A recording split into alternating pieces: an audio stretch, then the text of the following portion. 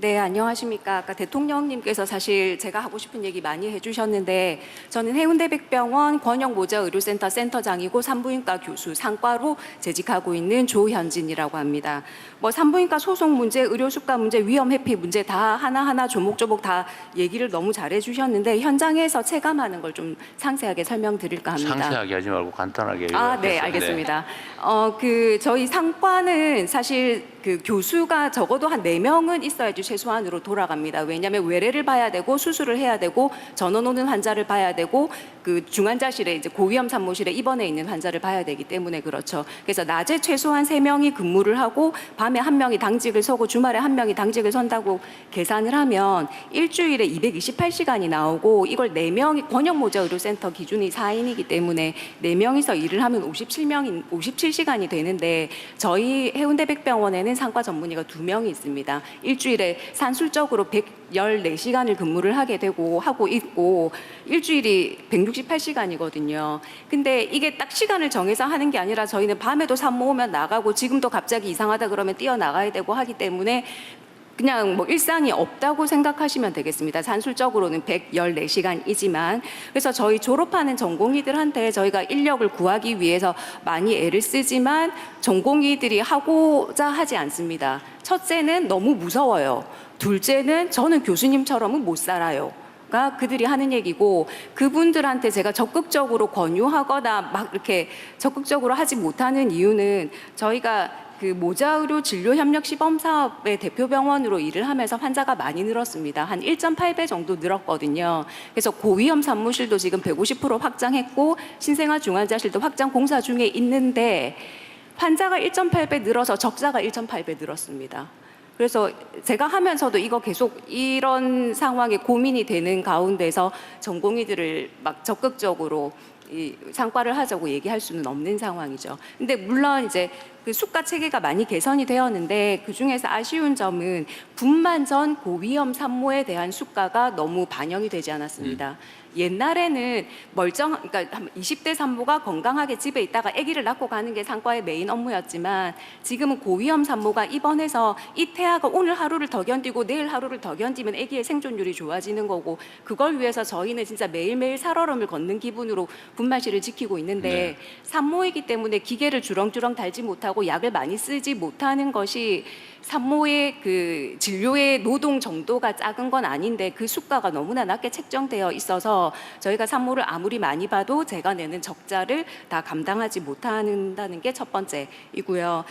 그럼에도 불구하고 지역의사제를 만들어 주셔서 약간의 일말의 희망이 보이기는 하는데 이 지역의사제가 21년도 이후에 전문의가 된 친구들을 대상으로 하고 또 병원당 이제 TO가 2~3개가 책정이 되다 보니 이게 다 상과로 가는 건 아니어서 제가 드리고 싶은 건의사항은 상과 지역의사제라는 제도를 만들어서 좀 이런 지금 현재 고위험 산모를 1년에 몇 명 이상 분만을 하고 있는 상과 의사들을 나라에서 좀 집중적으로 관리를 하셔서 이분들의 이탈도 막으면서 저희가 소송이나 그런 문제가 생겼을 때도 내가 나라에 좀 이 따뜻한 기운을 받고 있구나 하는 걸 저희가 느끼면 조금 더 이 상과 인력을 충원하는 데 도움이 될 것으로 생각이 됩니다. 그리고 또 2개가 더 남았는데 세 번째는 저희가 권역모자의료센터가 있습니다. 권역모자의료센터가 상급 종합병원 점수의 0.25점이 올해 처음으로 책정이 되었습니다. 그래서 사실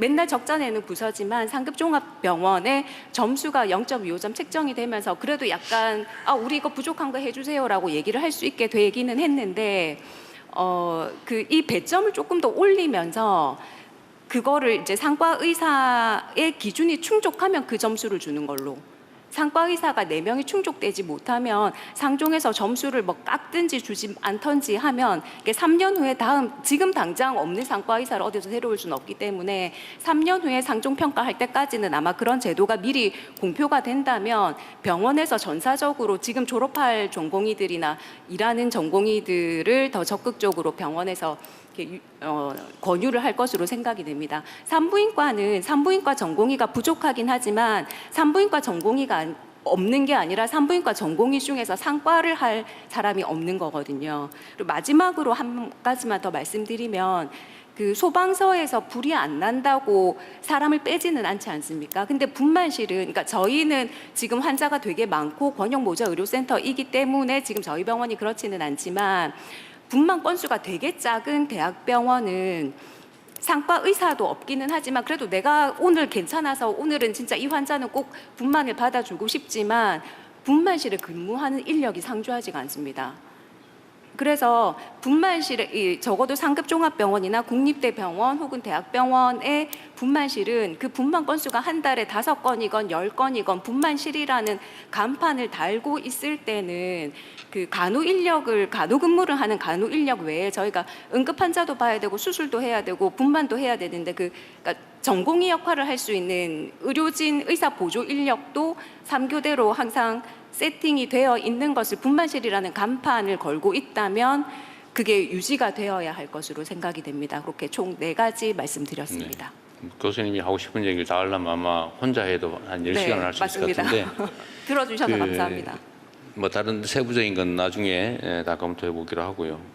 오늘 말씀 안 하셨더라도 메모해서 내주시면 그리고 혹시 이거 중계되고 있는데 뭐 온라인상으로 의견을 내는 것도 다 모아가지고 검토해 주면 좋을 것 같고요.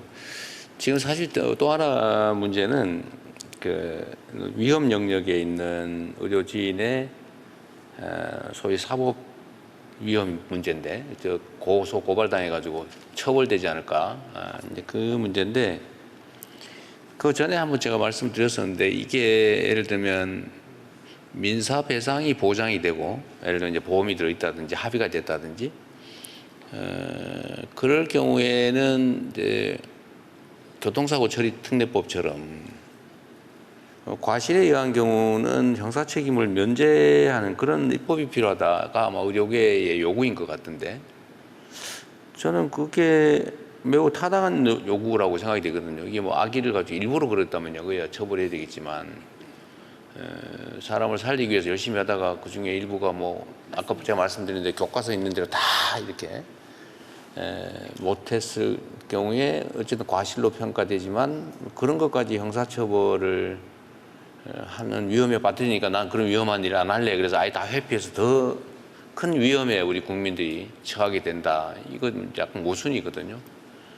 그건 혹시 어떻게 됐는지 그 형사처벌 면제 문제 합의가 되거나 아니면 배상이 무한으로 충분히 담보할 만큼의 책임 보험이 가입되어 있다면 과실에 대해서는 처벌하지 않는 입법을 해야 된다. 이 논의가 많았는데 진척이 어떻게 됐어요? 현재 상반기에 의료분쟁 조정법이 개정이 됐습니다. 그래서 주요 내용은 민사에 대한 거는 의료기관이 책임보험을 의무적으로 들게 하고요.